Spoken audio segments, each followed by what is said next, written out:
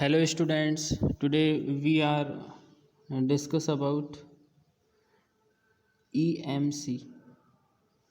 What is EMC? ये हमारा एक टॉपिक है सिलेबस में अलग से सेपरेट, तो आज हम ये अलग से देख रहे हैं कि what is EMC, equivalent moisture content, जिसे हम क्या बोलते हैं, इक्विवेलेंट मॉइस्चर कंटेंट। ये इक्विवेलेंट मॉइस्चर कंटेंट कब अटेन होता है? जब सेकंड फॉलिंग रेट पीरियड जो होती है वो एंड होती है, तब EMC अटेन होता है। इसको इस ग्राफ से देखते हैं हम कि यदि हम y एक्सिस पे ड्राइंग रेट और x एक्सिस पे, ये x एक्सिस पे मॉइस्चर कंटेंट परसेंटेज में लें, तो हम देखते हैं कि जब सबसे पहले ड्राइंग स्टार्ट होती है तो ड्राइंग जो है वो कांस्टेंट रेट ड्राइंग को फॉलो करता है, A to B constant rate drawing को फॉलो करता है।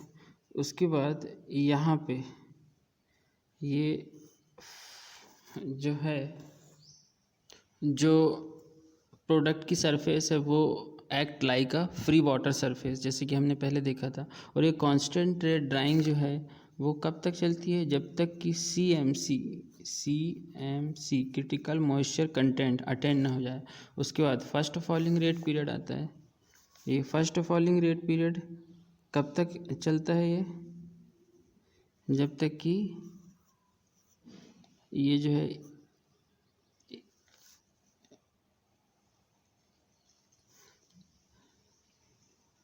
जो वेट सरफेस ऑफ प्रोडक्ट है वो जीरो ना हो जाए। वेट सरफेस ऑफ प्रोडक्ट ये तब तक चलता है। इस पॉइंट पे आके वेट सरफेस क्या हो जाता है? जीरो हो जाता है। और उसके बाद में फिर सेकंड फॉलिंग रेट स्टार्ट होती है, और वो कब तक चलती है? जब तक कि यहाँ पे इस पॉइंट पे ABC और ये D EMC प्रोडक्ट अटेन न कर ले। तो आज हम देखेंगे EMC। Most of the agriculture product specially the food grain absorb moisture from environment और लूज मॉइस्चर, या तो वो मॉइस्चर एनवायरनमेंट से गेन करेगा या लूज करेगा। When the ambient temperature rise and humidity of air decreases, the water present in food grain vaporize, consequently the grain lose moisture. जब ambient जो एयर है उसका टेम्परेचर बढ़ता है और ह्यूमिडिटी जो एयर की वो कम होती है, तो वाटर क्या होता है? फूड ग्रेन से वेपराइज होता है, और वेपराइज होने के कारण जो ग्रेन है वो मॉइस्चर लूज करता है, जिसके कारण ड्राइंग होती है। Thus we find that at particular condition the moisture content of grain depends upon the temperature and relative humidity of the environment। तो इसका मतलब ये है कि जो पर्टिकुलर सेट ऑफ एटमॉस्फेयर जिसे हम टेम्परेचर और ह्यूमिडिटी का कॉम्बिनेशन कहते हैं, तो ड्राइंग जो है वो उस पर डिपेंड करती है। If the vapour pressure of the water present in grains is more than the vapor pressure of water vapor pressure in air, जैसे कि मैंने पहले बताया था, यदि ग्रेन के अंदर का वाटर वेपर प्रेशर ज़्यादा है एयर के कंपैरिजन में, तो क्या होगा? ग्रेन विल लूज मॉइस्चर, क्योंकि मॉइस्चर की टेंडेंसी होती है कि वो higher vapour pressure to lower vapour pressure में मूव करता है। The water present in grain vaporises and diffuses in the atmosphere. Alternatively, if the vapor pressure of water present in the grain is less than the atmospheric vapor pressure, तो क्या होगा? Grain will absorb moisture. Grain के अंदर का अगर water vapour pressure कम है बाहर के एयर से, तो क्या होगा? ग्रेन एब्जॉर्ब करेगा मॉइस्चर को। दिस प्रॉपर्टी ऑफ गेनिंग और losing of moisture as per the atmospheric condition is known as hygroscopicity.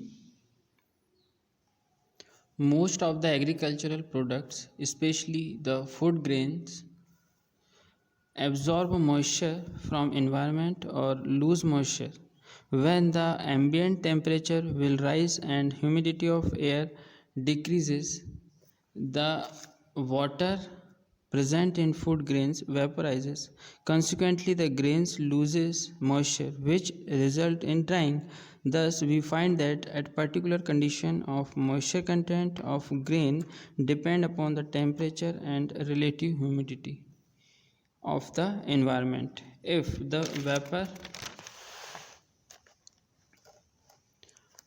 present of the if the vapor pressure of the water present in the grain is more than the vapor pressure of water vapor in air, the water present in the grain vaporizes and diffuses in the atmosphere. Alternatively, if the vapor pressure of water present in the grain is less than the atmospheric vapor pressure, grain will absorb moisture from atmosphere. मतलब उसका उल्टा अगर होगा तो grain moisture को absorb करेगा. This property of gaining और losing of moisture as per the atmosphere atmospheric condition is known as hygroscopicity, जिसको हम हिंदी में आर्द्रता बोलते हैं. नेक्स्ट पैराग्राफ से देखेंगे. The moisture content attend by a grain with respect to set of atmospheric temperature और रिलेटिव ह्यूमिडिटी, जिसे RH कहते हैं अपन. RH is called the equilibrium moisture content EMC of the grain. In such condition the grain moisture is in equilibrium with surrounding air. तो ये था EMC. अब next हम class में देखेंगे कि EMC को मेज़र कैसे करते हैं. Thank you students.